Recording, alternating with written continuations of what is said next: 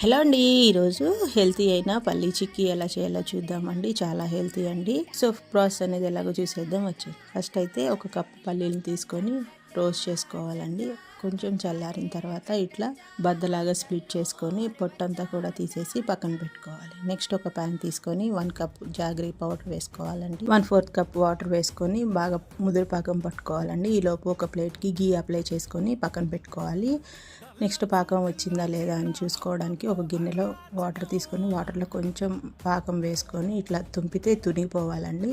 Next పల్లీలను వేసుకొని ఒకసారి బాగా మిక్స్ చేసుకొని జస్ట్ 2 మినిట్స్ అలా కుక్ చేసుకోవాలండి.